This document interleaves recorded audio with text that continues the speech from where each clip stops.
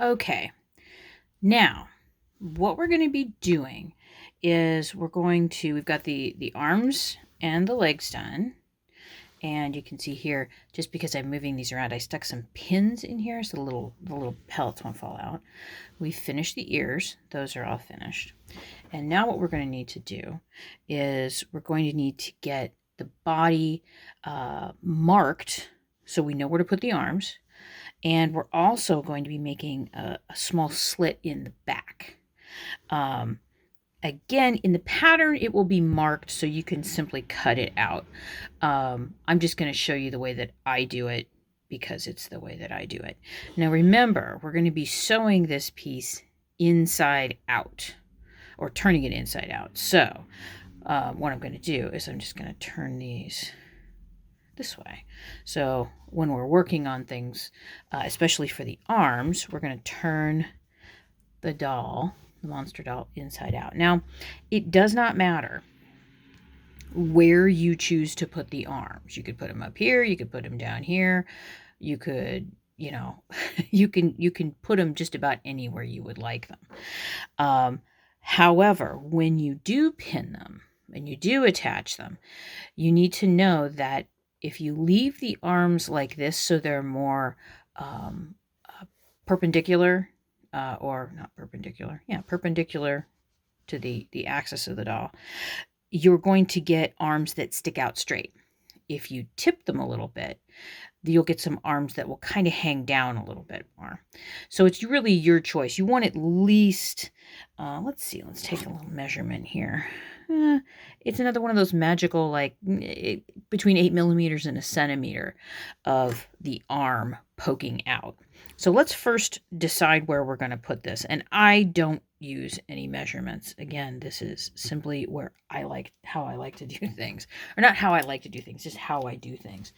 So I've got my pen here. And remember, if you've got a friction marker, use that if you want to.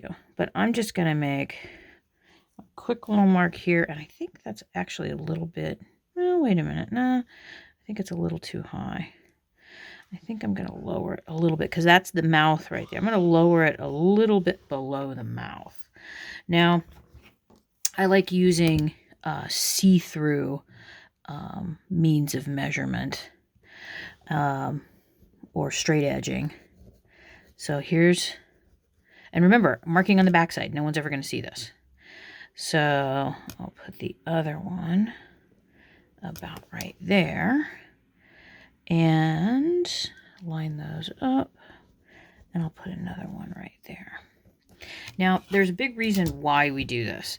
It's so we know that where the arms are going to be, and so you won't end up with, like on my third prototype, who is sitting over here in a little pile wanting me to put her back together.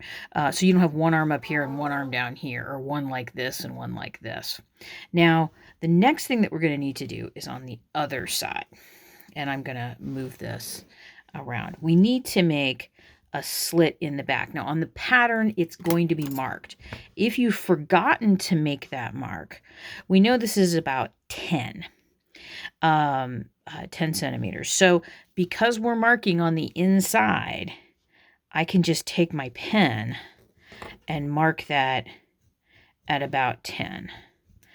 And let's see, again, I do so much guesstimating. This is about 5.5 centimeters. You can always cut more if you want.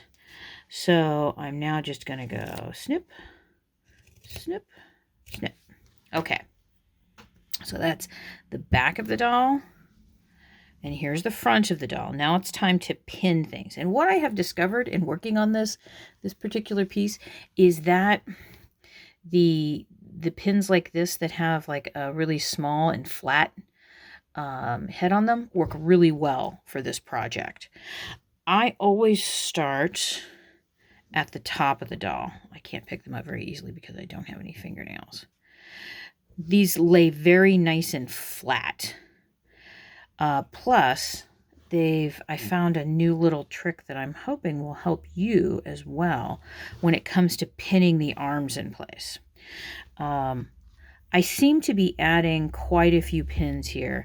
I'm a person that tends to overpin rather than underpin. So I'm going to come over here on this other side. I'm not going to pin this arm in place yet. I'm just going to pin here, and I'm going to turn because we're going to add the arm in. Now, remember that the arm has a definite upside and downside. If you want to have the arms both facing in different directions, go ahead. If you don't, make sure that they're both facing in the same direction, if that's what you want. Now, remember what I was talking about, how much you want to have protruding out? You can see here, I have it almost at a 45-degree angle. I'm going to turn it just a little bit. The most important part of this is that you get all of the arm inside this seam. You can see here, it's just a little bit, but it's inside the seam. Now, here's the really nifty thing that I've discovered. Okay. If I take this pin, and I'm not going through the arm, I'm right next to it. I may be overlapping it just a tiny bit. I put that one there, grab another one, and another one right there. It holds the arm in place without having to do any weird warping when you try to go through the entire, this is 4 pieces of wool felt. So it holds it a little bit better and a little tighter. Now, this is all that I'm going to pin for right now. I'm going to start, let's look at Bennett.